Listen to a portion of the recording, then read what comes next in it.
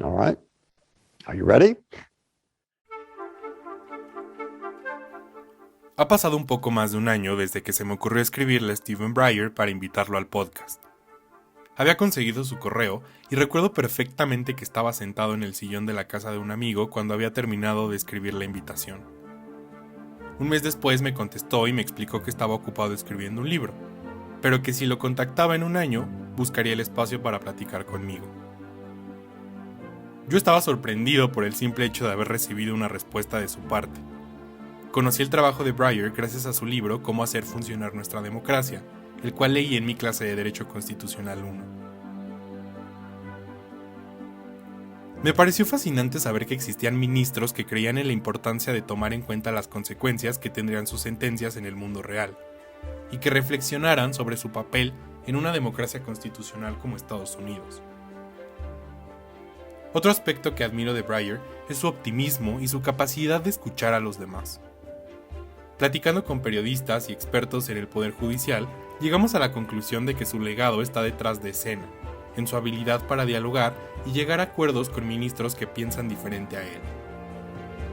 Con una trayectoria impresionante, Breyer ha pasado por el Poder Ejecutivo, el Legislativo y Judicial, además de tener conocimiento en materia administrativa y competencia económica. Estamos hablando de un hombre que cree en la importancia de las instituciones y del Estado de Derecho. Es para mí un verdadero honor compartir con ustedes mi conversación con el ministro en retiro, Stephen Breyer. Justice Breyer, thank you so much for doing this. It's an honor. It's a personal honor to meet you. I would like to begin asking you because the other day I was reading this speech that another Mexican Supreme Court justice made, Justice Cosío Díaz, and he talked about his role models. He talked about how he growing up had role models and people who wanted to imitate or not imitate, but be alike because they admire they admire those persons. Uh, did you have any role model when you were studying law or someone that encouraged you or motivate you to become a justice? Well, to become a justice is a chance. It's luck because a lot of people might like to do it. And maybe if you're a lawyer and become qualified, you'll be one of 10 or 20 that they're considering. And beyond that, it's a question of luck, really. And I think all the members of the court understand that.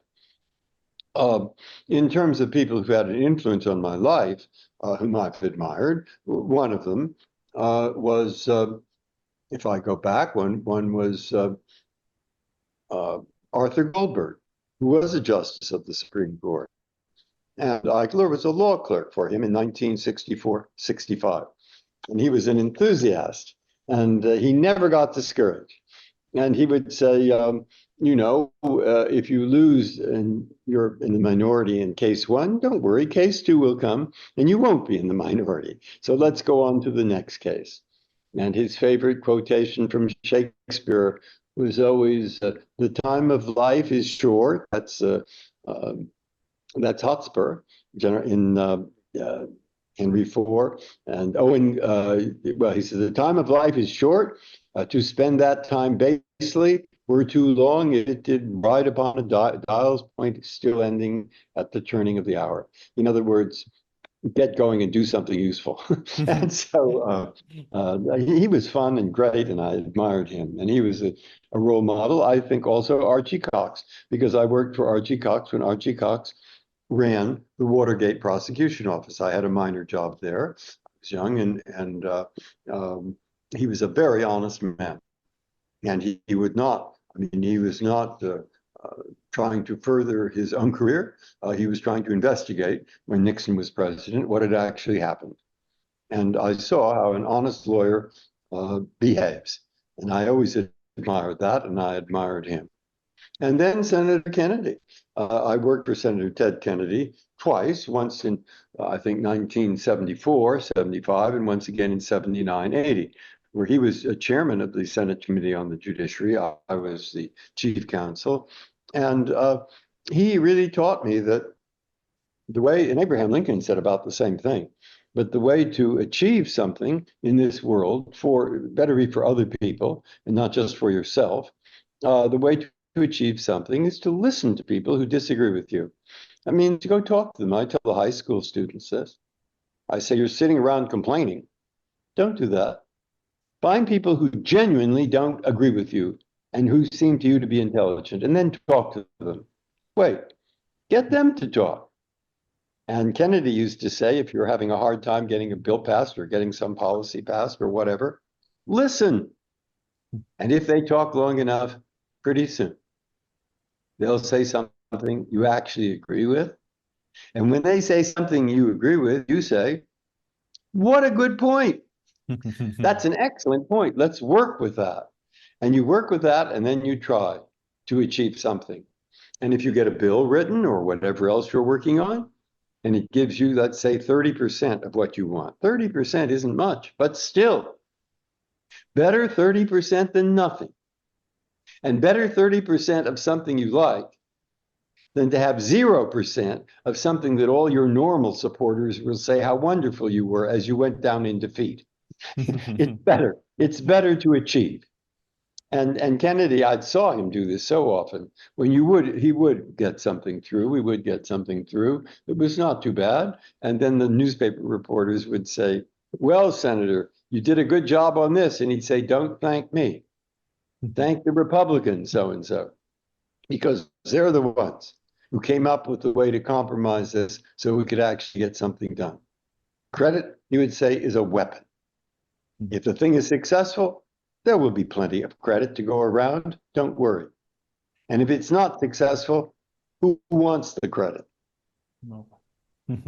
So those are three people who made a real impression on me. Well, and there are others. Yeah, and also you talked about all the experience that you have in the Judiciary Committee, as a Harvard Law professor, as a judge. Do you have a favorite job or a favorite area of law? But was it something? Do you have any particular interest about that? Well, I taught antitrust law for a long time, and I taught administrative law and regulation of industry. So obviously I was interested in those as subject matters. My favorite job, I think, is when I worked for Senator Kennedy as chief counsel of the committee. It was such fun, and it was so interesting. And what he probably really thought, he had a sort of reunion of staff members from all time once in Hyannis. And he was making this up as he went along because it was true and it wasn't made up. He was saying what his father told him. He said his father told him is you get people around you who have different talents and have some ability and try to work together, but then you all try to help each other. They'll try to help you. They'll try to help you because they work for you. And they'll help each other, but they also help people who need help. And that's what we're there for.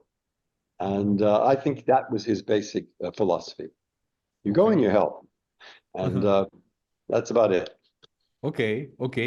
I love that job. My God, something interesting is going on in that Senate every 2 minutes, and something different. And it's not the same as being a judge. I like being a judge. It's a very interesting job. But you have to keep in mind that the judiciary and the legislature are different institutions, and they have different time frames. Yeah. Harold Wilson, Prime Minister of England, he said a day is a long time in politics. That's not true in the court. The court takes months, couple of months, weeks anyway, to decide a case. And that's their comparative advantage. They think about the thing thoroughly, but it's a small point usually compared to what the legislature is thinking. Of course. And I just the other day I was hearing that in an interview you said that becoming a justice of the Supreme Court is like being struck by lightning twice.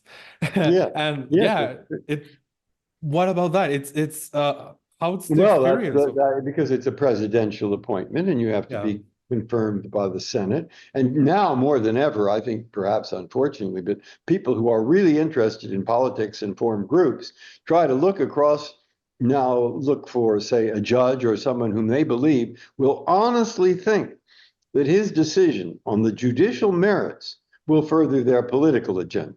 But it's not the judge who is being political. It's the people who try to get that judge appointed. So the appointment process is very, very different. It's different from France. It's different from Europe. There's more politics involved in the appointment process, but not once you become a judge. Okay. And something about the moment when you arrived to the Supreme Court is that for a long time you were the junior Supreme Court justice on Yes, the I was, bench. 11 years. What was, did you find like any difficulty on that or anything No. that, what Everyone was has that? one vote. Each of us, 9 of us, have one vote, and we meet in our conference. And one of the informal rules, not written anywhere, but one of the informal rules of the Supreme Court conference is no one speaks twice until everyone speaks once. And that's a very good rule, and it lets the junior justice have a chance to say something before people make up their minds. And we followed that rule, very good rule. And each person, you listen in the conference, the secret to the conference, we're there by ourselves. We discuss the cases from the prior week and what cases we might take in the future. And because it's totally private, people are not afraid to say what they think. If it turns out later to be stupid, who cares? You say what you think. And then when you finish everybody speaking once, you can address, and you do address what other people have said. But the secret to that conference, and when it works well, is people listen to what others say. If I respond to what somebody else is saying by giving the impression, I have a better argument than you, ha ha ha, the other person just thinks the same thing. And he's less likely to be convinced. And you say, no, I have a better argument than you. That gets us nowhere.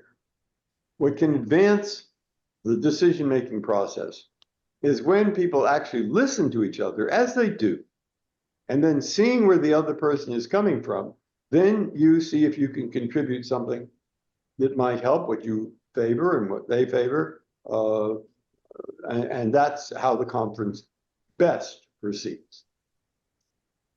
Of course. I think it's really interesting because, for example, at least as me as a student, it's not normal to see leaders debate in a cordial and in a respectful way. We have a lot of news of politicians and public officials trying to attack each other. And something that I remember that it's really emblematic and that I saw in my classes were those conversations you had with Justice Scalia and how you thought really different and you were able to debate those ideas in a very respectful way, in a very cordial way, and you had a great relationship. How those conferences became or why did they happen, and what was important to you to transmit those ideas and having the debate with someone that is different or that thinks different than you? We're all members of a court that's here to serve the nation. And since we're working with ideas and arguments, it works best when you are respectful of the other person. We all get along pretty well. I've never heard in that conference, I never heard a voice raised in anger. I never heard people even telling jokes at the expense of someone else. No, it's professional, it's polite, you listen, and then it works. And I can't say 100% like that, but pretty much. Over time, there have been periods in the court's history when people haven't gotten on and they express it. It's not a good idea. There's no reason to do it. And life works better and you're more likely to reach agreement if you're polite and pleasant and listen to the other person. That's obviously true. But in my experience of 40 years being a judge, 28 in the Supreme Court, that's how it's pretty much worked. Yeah, I truly agree. I agree with you. Another thing that comes to my mind is that I have studied about the relationship between constitutionalism and democracy. Here in Mexico, we have a huge debate right now with justices being appointed by the public vote, being voted. The president just made a proposal for a constitutional amendment to do that. And remembering how you wrote and the things that you have said and about your experience, why is it important to take into account that why is it important that justices to be impartial and that we follow the system that we have, that I think it's the same in the United States. As you said, it's a presidential appointment, you have a confirmation hearings. Why is it important to have these steps and this system in order to ensure the impartiality of justices? Well, what Alexander Hamilton said years ago is, why give the judges the last word on the meaning of the Constitution? And he said, well, this Constitution, you see, if we give the meaning, the last word to the president, he might say every time he does something, and someone says that's not constitutional, he'll say, yes, it is. Because whatever he does, he'll think is probably constitutional. But what about Congress? Many countries do give the last word to the members of the parliament. And the answer to that's interesting. The answer is, well, the members, the MPs, the congressmen, they are experts in at least one thing, and that is popularity. If they were not expert in popularity, they wouldn't be where they were. Mm-hmm. They didn't know anything about that. But this document, the Constitution, see, there it is. He wrote this. And the document is for the least popular person, as well as for the most popular person. Everyone is to be treated equally under the law. And being expert in popularity, you don't know how well the unpopular will do. Mm-hmm. And therefore, said Hamilton, maybe the judges should have the last word on the meaning of this, because they do not have a purse, they can't bribe people, and they do not have a sword. They cannot send out an army. And going back to ancient Rome, when a leader didn't have a purse or have a sword, the only way he could persuade people was by setting a good model, what's called Roman virtue. And that's what we want. Now, it doesn't work perfectly. No institution works perfectly. But that's the idea. And if you think, well, I would like to have a vote on who's going to be the judge, and there are good arguments for that, and I don't know about Mexico, but there are many states that vote for the state board judges. And usually we say, well, do you want people to make campaign contributions? And suppose they then have a case. Is the judge more likely to decide in their favor? Or suppose you're accused of a crime. Do you want to have a judge who will lose his job if he doesn't say people are guilty? No. Okay. And so it's those kinds of reasons that make people pretty wary of electing judges.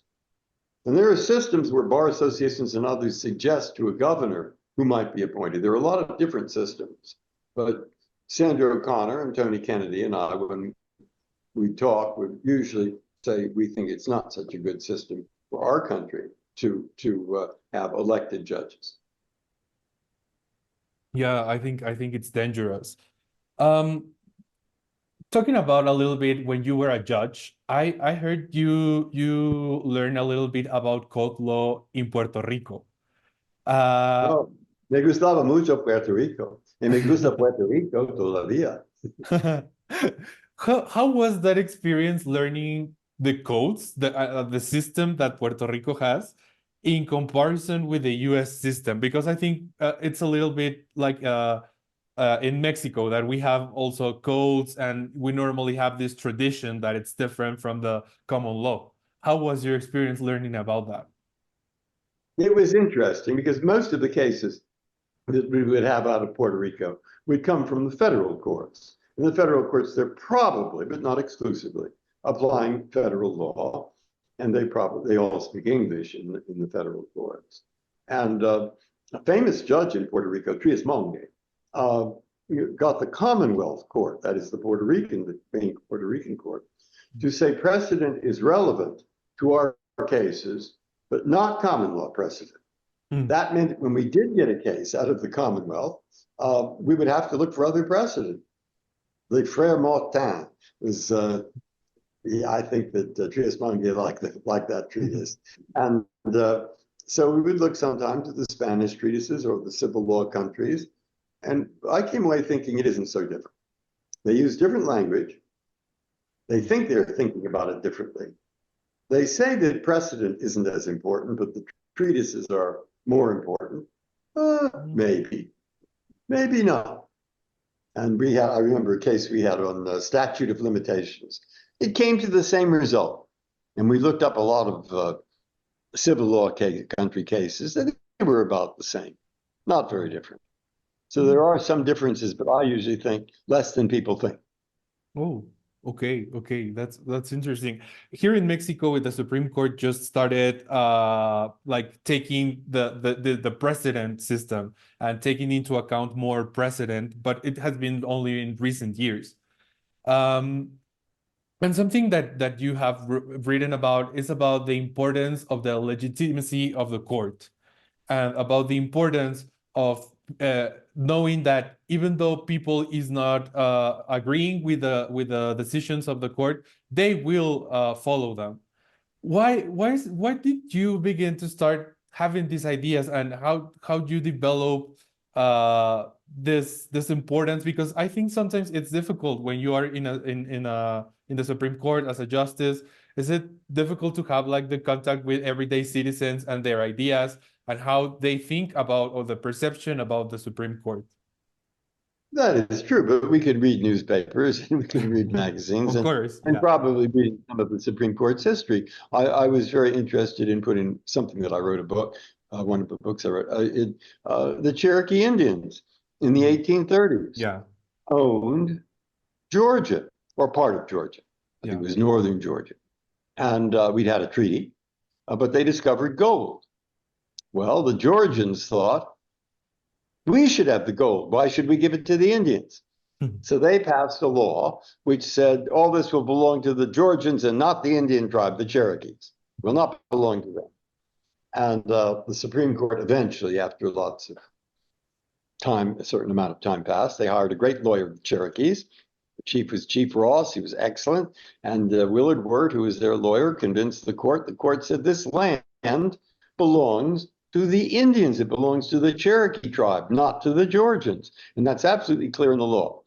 And Andrew Jackson, who was president, is supposed to have said about that case, John Marshall, the Chief Justice, made his decision. Now let him enforce it. And Andrew Jackson sent armed forces to northern Georgia, but not to enforce the opinion, rather to drive the Cherokees out. And they walked along the Trail of Tears to Oklahoma, where their descendants live to this day.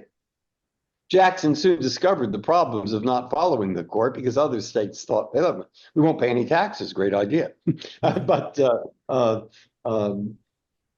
anyway, it's taken years, decades. It took a long time. And I once explained this because I was asked a question by the Chief Justice of Ghana, a woman who was trying to have more civil rights in Ghana in the courts. And she asked, why do people do what you say? That's a very good question. And at the time when the South was segregated, it was right topical because many of the states did not want to integrate. They wanted racially segregated schools. And would they follow what the court said? And that was touch and go. Touch and go, absolutely, because Congress didn't help the court, nobody did. But eventually, the countries became aware. It was Martin Luther King, it was the Freedom Riders, it was Rosa Parks, and the bus boycott, and a lot of different things. And the country became aware of the injustice of segregated schools and segregated facilities. And it eventually took time, but it came around that they would not have legal segregation, something that the court had said years earlier. But they did it. They did it. And so all this takes time. So my point to her is a rule of law means that people in a country will follow decisions and laws that they don't agree with. They don't like them. They affect these laws them in bad ways that they don't like. And they think they're wrong. And maybe they're right, maybe they are wrong. But unless people are prepared to follow basically decisions that they even think are wrong, well, turn on the television set and you can see what goes on in this world as people try to live together and they don't want a rule of law. Yeah, you have guns and it's bad. And so how do we get? So I say to her, the people you have to convince about following courts or following a rule of law are not the lawyers. I said, contrary. People just say, well, they're paid to do that. And really, we have 320 million in population. 319 million are not lawyers. And I say that may come as a surprise, but they're the ones, the 319 million you have to convince. And so you have the lawyers go around, the others go around to the towns, to the villages, to the cities, to people who are not lawyers, and try to explain to them what you do, and try to explain to them why it's in their interest to follow the law, even cases that they might really not like. Well, yeah, that's really interesting. And some of the things that I was really fascinated when reading your book was about pragmatism, because here in Mexico, many of justices and lawyers are still having a very textualist way of interpreting the law. And I was really fascinated about you talking about purposes and consequences. Why should justices take into account those two elements? Well, the first thing, when you read a statute, if in the Supreme Court we're trying to interpret a statute, they're probably rather obscure because we only take cases where lower court judges have come to different conclusions on the same question. So if good judges, and they are good judges, have reached different conclusions, these words must be rather unclear. But the first thing you do is read the words. If the word in the statute is hippopotamus, that doesn't mean kangaroo. And you cannot say to the contrary. So the very important thing is the text. But more than that, because often the text will not, statute says customs, officers of the customs and excise service and other law enforcement officers, and they will be immune from suit. All right, question. Do the words other law enforcement officers mean those involved in customs and excise, or all of them in the United States, hundreds of thousands?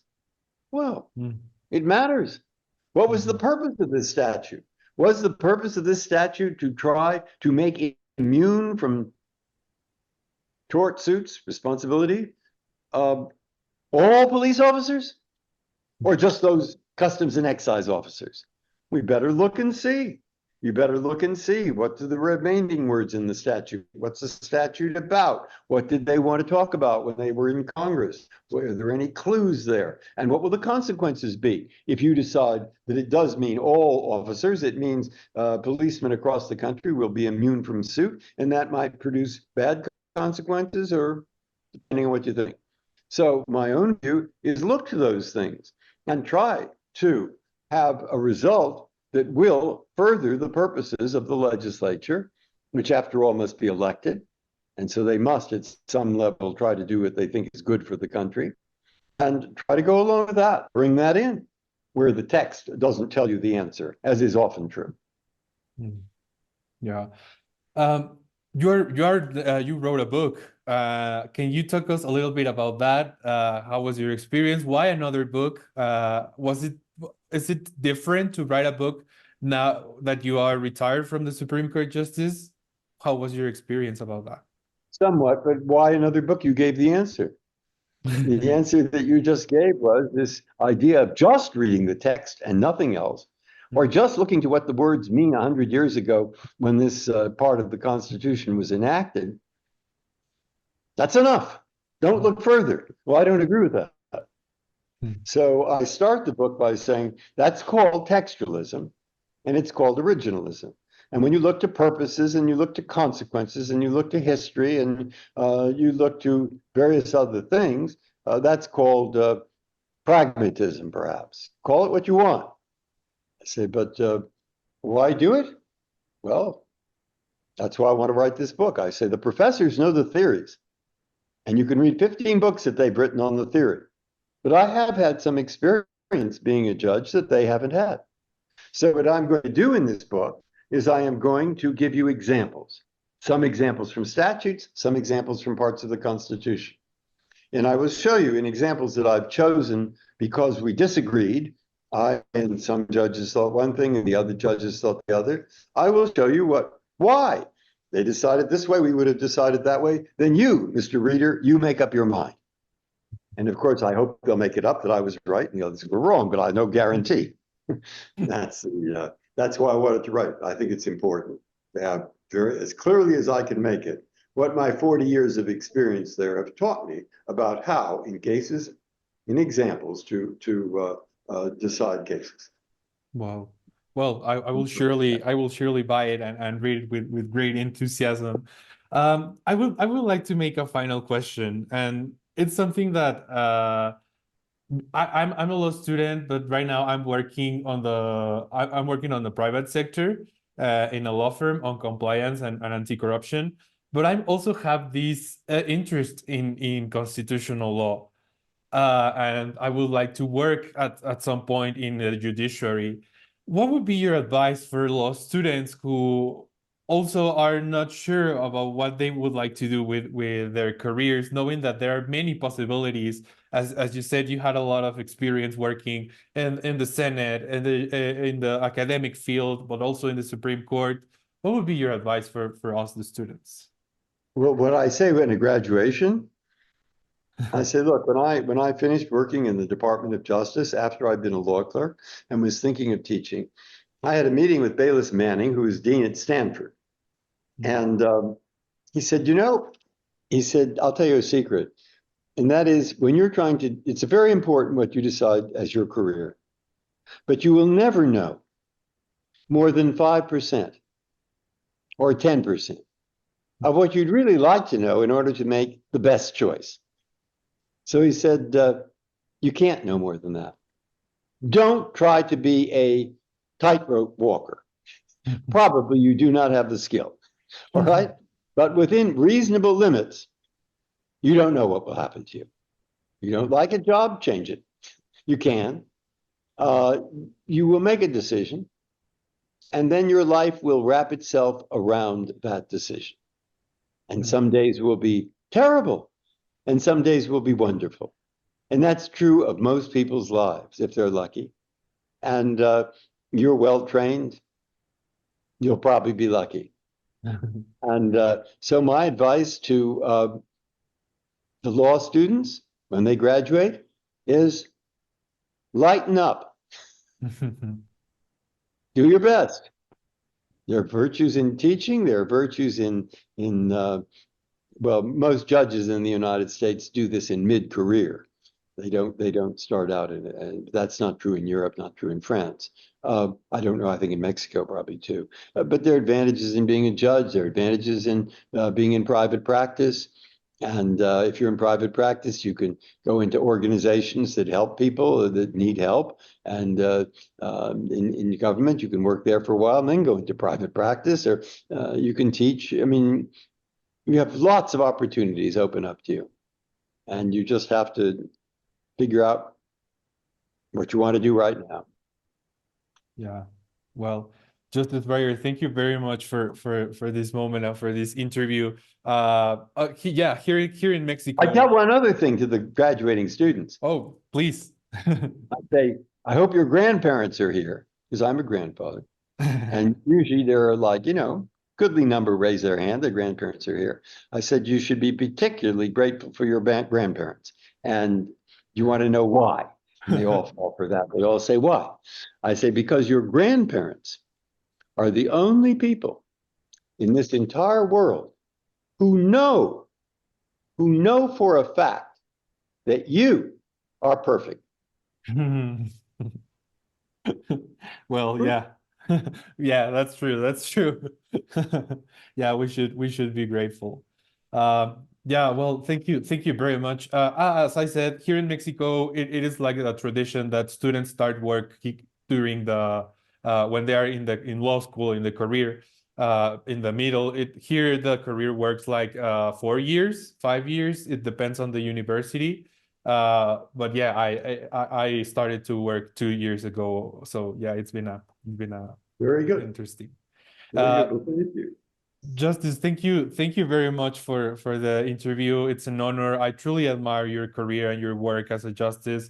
It's here in Mexico, it's like very difficult to talk to justices. So talking to a U.S. justice, it's like a dream come true. So thank you very much, and I will read your book. I will be really interesting. I know it will be really interesting and good. So thank you very much. Thank you. Good luck. Thank you. Bye bye.